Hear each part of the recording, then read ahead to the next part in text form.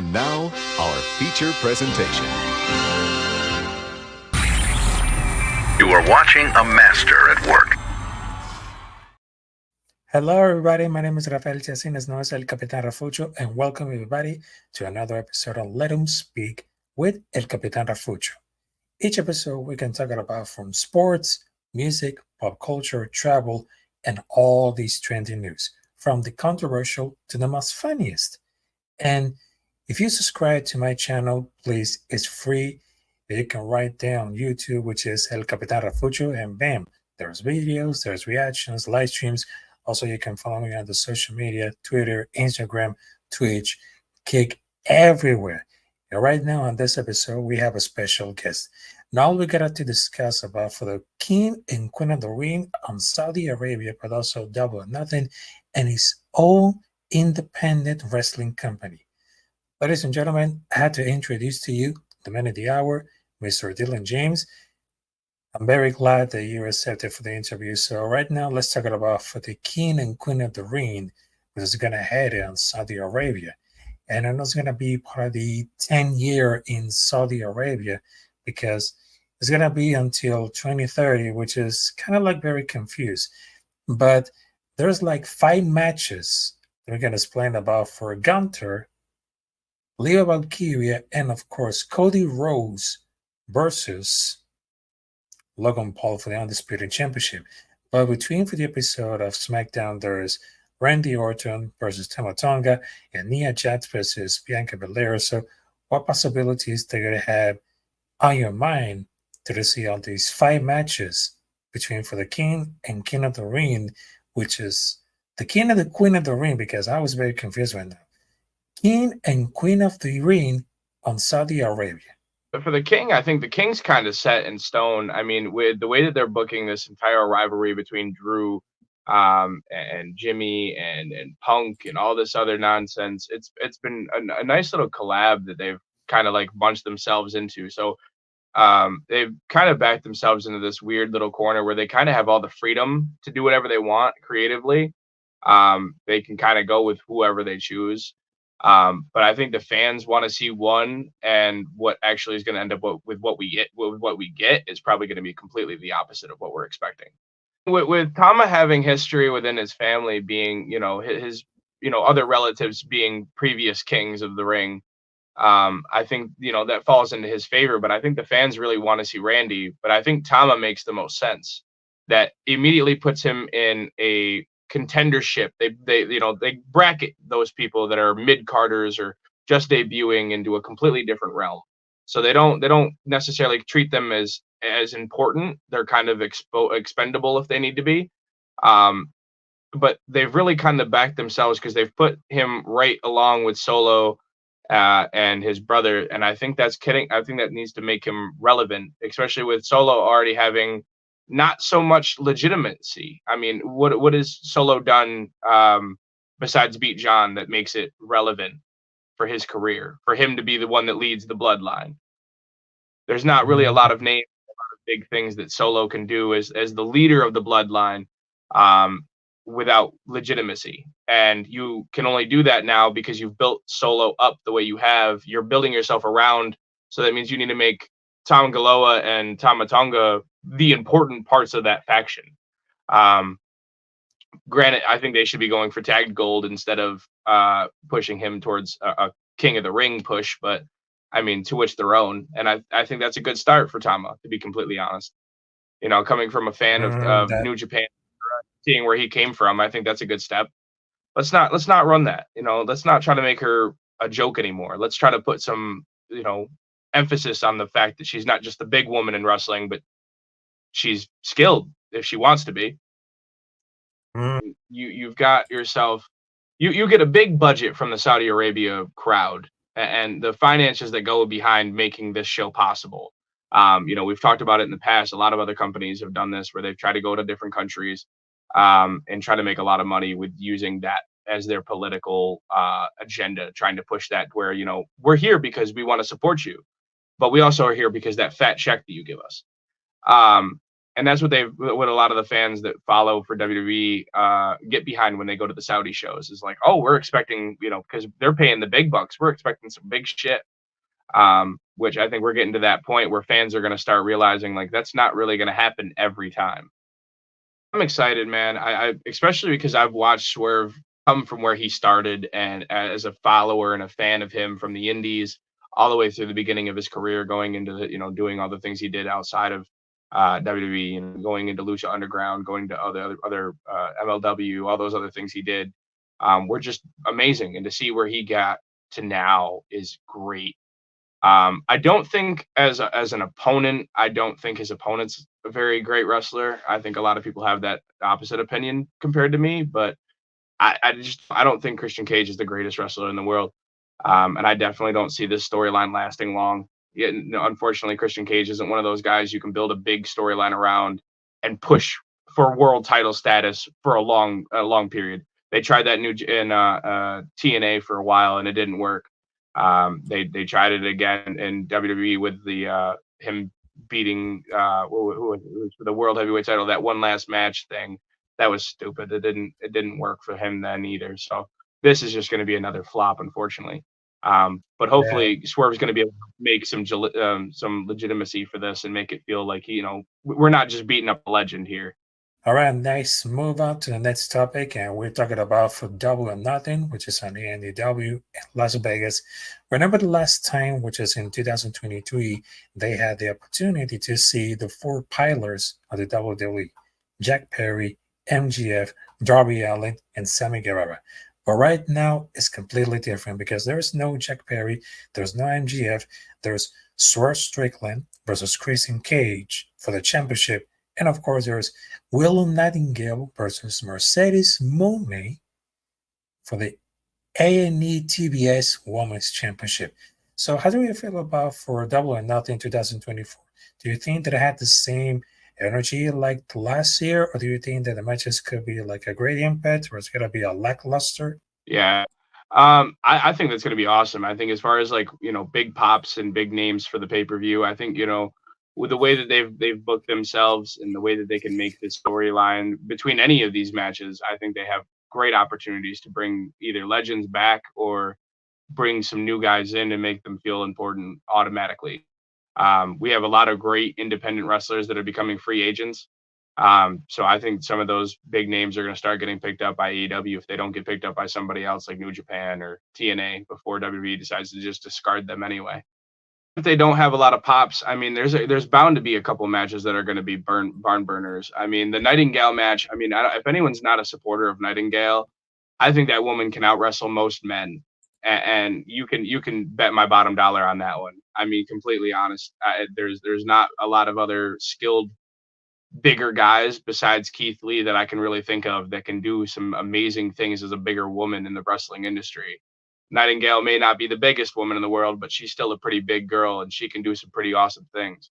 I was at one of her independent shows once and I watched a reverse swanton bomb onto somebody else, and that was just the most impeccable thing I've ever seen somebody do backwards.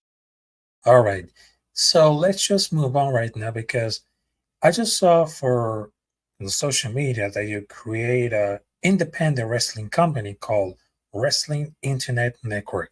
And I just saw a lot of videos on social media promoting and also their training. So how does it feel that you create an independent wrestling company because you have much of a talent, not only for the rookies, but also for the veterans?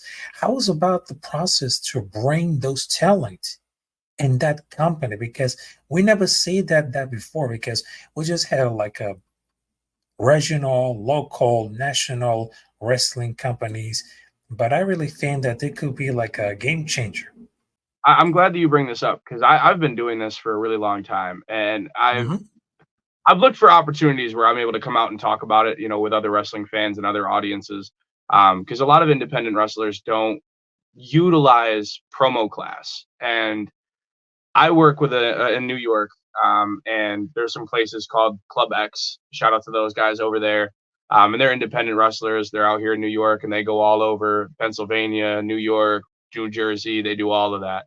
and they're amazing. Great group of guys, great people that run the place, great wrestlers that work for the roster. So we've had a couple of those guys come on and do some stuff for us. We've done a lot of cameos so people can be able to participate with real professional wrestlers, and still be able to feel like they're shooting a regular promo against just a normal person. Um, so what Wrestling Internet Network is originally an idea for those who are wrestlers or people that want to be wrestlers, and say that you are bound by something, say that you're disabled or something, and you're not able to do and follow your goals, your dreams. Here's an opportunity for you to be able to do that without having to physically get hurt. This is an opportunity for you to be able to open up and express your creativity. A lot of the people that go into the industry go into it completely blind. They just expect to show up to a wrestling school, learn how to do a couple moves, do a couple drop kicks, do a Canadian destroyer, and they're done. And that's pretty sad because that's not really what wrestling is about. You're about storytelling. And improv class, I feel like doesn't do enough for you in the wrestling industry. So I think we need to have an individual category for us. So I created this thing called Win. I have the motto tattooed on my knuckles, and it says "Born to Win." It was a recuperation for drug rehab, and it was a very good thing for me. It was mentally clarifying and making it so I could be able to get myself clean. And I found the wrestling industry, and I decided that this was going to be the thing that I was going to invest my entire life in. This was going to be the one thing that if I had an extra $5, I wasn't going to be looking for a dime bag. I'm looking for a turnbuckle. Like, give me a couple extra hours in the ring. Let me work on my craft. Let me see what I can do. I So mean, this became, Mhm. and I get to help a lot of people that are rookies that have never stepped even in near a ring before, learn how to tell a great story before they even walk into the room. And I've actually helped people. I'm gonna drop a couple names here. If anyone follows Deep South Wrestling, JD Rush, he was one of my proteges, and he was one of the people that I brought in to learn how to do a better promo. And we helped him. We genuinely did. It was amazing. We work with an independent wrestler currently named Berserko. He's from North Carolina, I believe, if I'm not mistaken. And he comes on Yeah. and does some things with us. And it's a great time, man. We have a blast. But it's a lot of storytelling. If you've ever played D&D, if you ever have done improv, if you've ever wanted to, the Wrestling Internet Network is there for you to try. If you're an independent wrestler and you're looking for some mic time, you want to get better at being able to shoot the shit on the mic and not feel judged. Here's a great opportunity for you to create your character. Here's a great time for you to be able to work on your mic skills and your comfortability with playing a certain type of character. Here's that opportunity that you wouldn't get anywhere else. It's a lot of people experimenting, and that's exactly what we've tried to do. Now there's a whole different branch of people that have been a part of the industry, and they call themselves e-fetters, Entertainment Federation competitors. And I try to separate myself compared to them, because I don't want to just have a wrestling fantasy story. I want to be able to make and comfortably adjust my own character to when I actually go in front of an audience. And that's the main goal, is to help those who are actually real wrestlers. That was the original goal of Opening Win, was to help those who were independent wrestlers that weren't very good at the mic. We work with another company that's from New Zealand called ROOW, and it's an amazing, amazing company. They've never had the experience. They've never had any time in front of a mic or a camera, and they're just most of the time just thrown into wrestling class. They're learning, like I said, a couple drop kicks, a clothesline, a Canadian destroyer, and they're done. They don't get time to sit down and actually learn what it takes to shoot a promo, how to tell a proper story on the mic in front of a crowd, hot, and it's bothering, it's loud.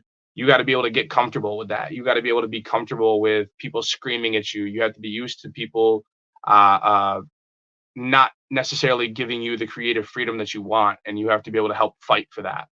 And with us, we get to sit down and help mold your character. We are able to adjust your storylines to what you're trying to do and what you're trying to portray.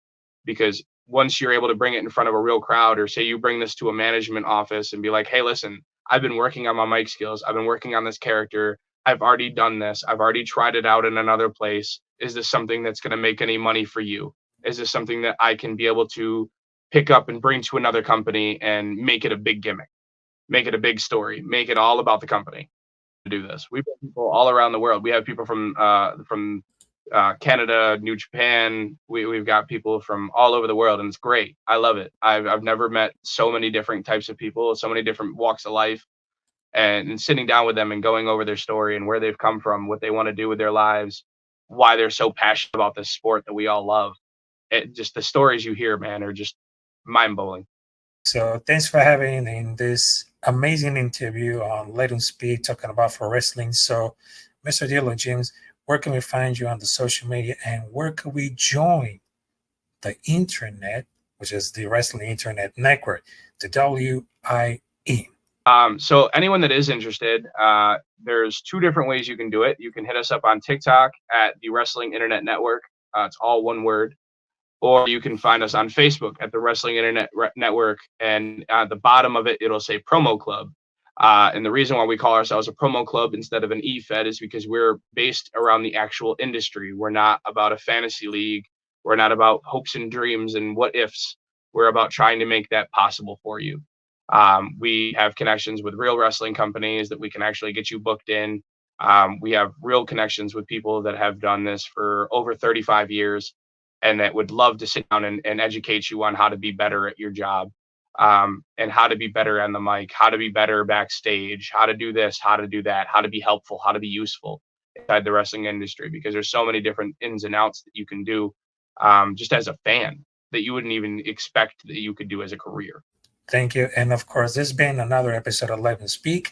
Also, you can subscribe me on YouTube, El Capitán Rafucho. Hit the like button, ring the bell for notifications, and of course, subscribe. It is free and it won't cost you anything. And of course, follow on my social media on Twitter, Instagram, all around the world. I'm almost there for 1K subscribers, so don't forget about this. And make sure to subscribe to El Capitán Rafucho. Yeah, that I said it once because, well, I'm getting confused all. And make sure to follow Wrestling Internet Network on Facebook, which is like, it's going to be really awesome.